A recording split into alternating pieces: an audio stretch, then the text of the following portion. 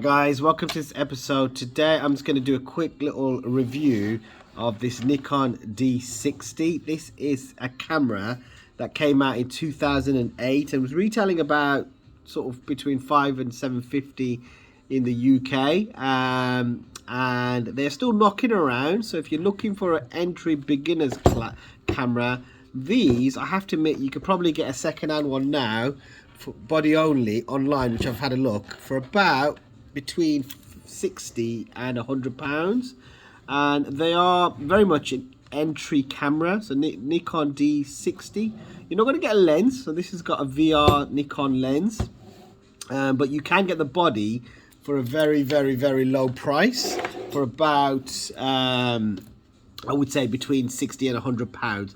It's got a 10 megapixel count on this, and you know, it's got a resolution of about 3872 to 2592. So the maximum resolution is okay. It's got a CCD sensor, so the sensor, the chip that's inside the camera, is a CCD. So it's a very old school sensor, to be true. So you know, smartphones probably have better sensors nowadays. But you know, if you're looking for a beginner's DSLR camera, this is something that you might want to consider. The ISO goes up to about 1600, but you can boost it up to about 3200. And you know, it's not massive amounts, because some newer cameras have more higher ISOs, and also smartphones have it, to truth, as well. Uses standard SD cards, micro SD, and it's got a USB port as well on the side, I think, as well. Let's have a look. Yep, it's got USB ports over here, mic output, and it's got my SD card slot over here, so I can take that one out. Battery, I think it uses a lithium. Let's get that out. Yep, so that it uses one of those old school batteries. It's quite heavy, which I quite like, to tell you the truth. I like the fact that it's got a hot shoe and a viewfinder. So a lot of these newer cameras are very light, and they have they don't have hot shoes on them, because their eyes are so advanced that, you know, the sensitivity of light is it's ridiculous. But this old school camera has got those features. I like the fact that you can press this button here. So if I switch it on, maybe, and I switch this, press this. What is that on? Okay, it's not on, but basically I press this button and this will pop up. I quite like that feature.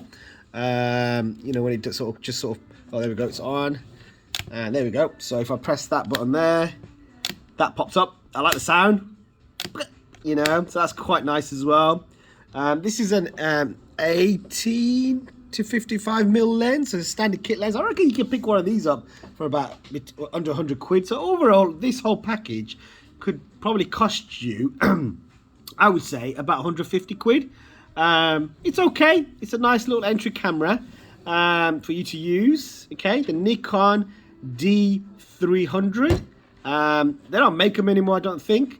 So if you're looking to purchase one of these, it'll most likely be second hand online somewhere. Some website's probably selling you a second hand one, where somebody's probably reselling. So it's worth getting one, just if you want to get into Nikon and you want to just know the basic layout of their menu and how their menu operates, because it's very different from Canon.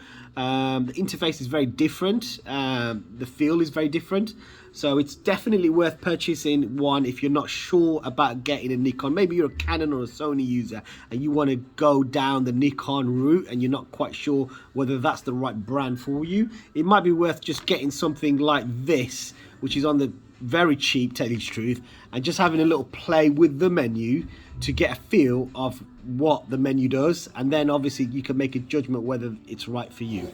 All right, guys, thank you for watching. It's a quick review on this Nikon D60 camera, and it's just a quick review of this old 2008 model, and whether it's worth getting one in 2023. Thanks for watching, guys. Any questions, please do post.